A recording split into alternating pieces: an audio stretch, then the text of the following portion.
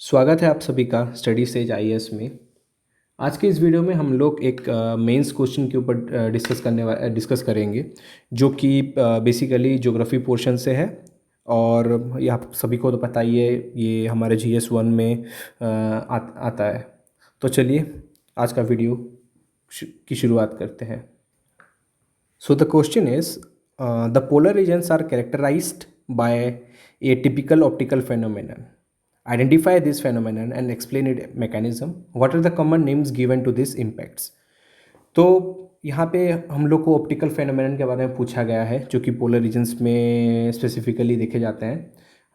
तो ये जो ऑप्टिकल फेनोमेनन है, ये एक्चुअल में आपका ऑरोरा लाइट्स के बारे में बोला गया है। इसके बारे में तो आप सभी को पता ही होगा। और ये मोस्टली क्या मतलब आपके स्कैंडिनेवियन कंट्रीज़ में ही देखे जाते हैं, जो कि नियर टू नॉर्थ पोल हैं, जो कि बहुत ही फेमस है। ये बहुत बड़े टूरिस्ट डेस्टिनेशंस भी होते हैं, जो कि नॉर्थ पोल के पास में जो कंट्रीज़ वगैरह हैं वहीं पे ही देखा जाता है स्पेसिफिकली। ये आप जिसको पता भी नहीं, आप ये सर्च करके आप देख भी सकते हो। तो चलिए शुरू करते हैं। इसको हमको 150 वर्ड्स में लिखना है, तो कैसे लिखेंगे चलिए देखते हैं आगे। So starting with the definition जो कि हम देंगे। तो जो पहला डेफिनेशन होगा, इसको मैंने कुछ बुलेट पॉइंट्स में लिखा गया है डेफिनेशन को अभी, और बाद में भी कुछ मैंने बुलेट पॉइंट्स में मेंशन किया है, तो उसी को मैं इलेबोरेटली मैं अभी बताने वाला हूँ आपको। So starting with the answer, the optical phenomenon experienced by the polar regions are called aurora lights. In the northern pole, it is known as aurora borealis, and in the south pole, it is known as aurora australis. तो यहाँ पे मैंने actual में एक mistake कर दिया है। Northern पोल का जो मैंने कहा ऑरोरा लाइट्स लिखा है, ये होगा ऑरोरा बोरियलिस होगा। स्पेलिंग है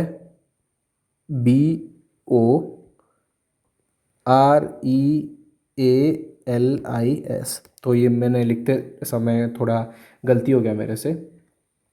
सो द नेक्स्ट इज, जो कि और एक पॉइंट हम लोग डाल सकते हैं डेफिनेशन में। This phenomenon is due to two factors, that is your solar flare that is coming from the sun and the earth's magnetic field. Now going to its mechanism according to the question. So in mechanism, the first point will be the solar flares that are emitted by the sun because of the explosion happening in its surface.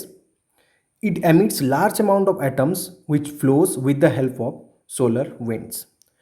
On second point, on reaching near the earth, these solar waves interact with the earth magnetic field, and the earth magnetic field prevents it from entering to the earth atmosphere. तो यही जो होता है, मतलब जो solar flare जो आते हैं वो अर्थ के एटमोसफेयर एंटर करने के लिए इसको रोकते हैं। हमारे मैग्नेटिक फील्ड बहुत हेल्प करता है इन सबको रोकने के लिए। जैसे कि आप साइड में एक डायग्राम मैंने ये एक फोटो भी दिया है, आप देख सकते हैं, इसमें इमेज में देख सकते हैं कि कैसे ये इसको रोक रहा है। The third point will be, because of mixing of highly ionised electrons emitted by the sun with the earth magnetosphere, it produces cosmic glowing lights. These are called aurora lights.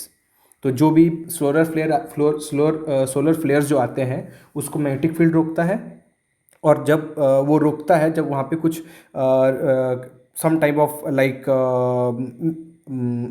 Mixing of electrons होते हैं, जो कि high amount of cosmic light आपका produce करता है, जिससे कि हमको ऑरोरा लाइट्स देखने को मिलते हैं। So this is the mechanism. आप चाहो तो और भी बड़ा करके लिख सकते हो, but we have to restrict it to the 150 word. So उस हिसाब से जितना कम में हो सके एक्सप्लेन कर सके, मैंने उस हिसाब से इसको 3 पॉइंट्स में लिखा है। Now going to its impacts.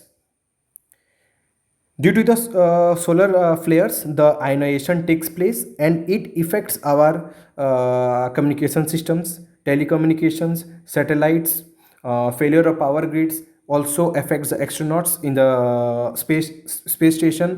And as you know, as I have already told, that it was a great tourist spot for the north, for the countries that are located in the North Pole, जो कि mostly Scandinavian countries and some parts of Canada as well. Russia में भी कुछ portion में extreme position में भी देखे जाते हैं। तो ये है जो इम्पैक्ट्स हैं। इम्पैक्ट्स एक पॉजिटिव भी डाल सकते हो, जो कि मैंने टूरिस्ट स्पॉट्स वाला डाला है, बाकी तो सब नेगेटिव ही है। तो ये था एक answer, way of answering this question. तो आप चाहो तो इसको और भी कुछ इन्फॉर्मेशन देके लिख सकते हो। हाँ, और एक मेन चीज़ जो मैं बताना चाहता हूँ, जब आपको जैसे मैकेनिज्म मैंने ये डायग्राम डाला है, तो इसको आप थोड़ा याद रखना, क्योंकि यही चीज़ सब चीज़ें होती हैं जो कि मतलब हेल्प करती हैं मार्क्स सिक्योर करने के लिए। तो ये एक ज़रूरी है, मतलब डायग्राम डालो तो अंडरस्टैंडिंग भी सामने वाला का समझ में आ जाता है, जो चेक करता है पेपर की, नहीं कि बंदे को पता है कि मतलब क्या हो रहा है। So that's all.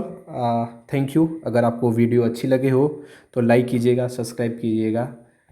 वीडियो देखने के लिए धन्यवाद।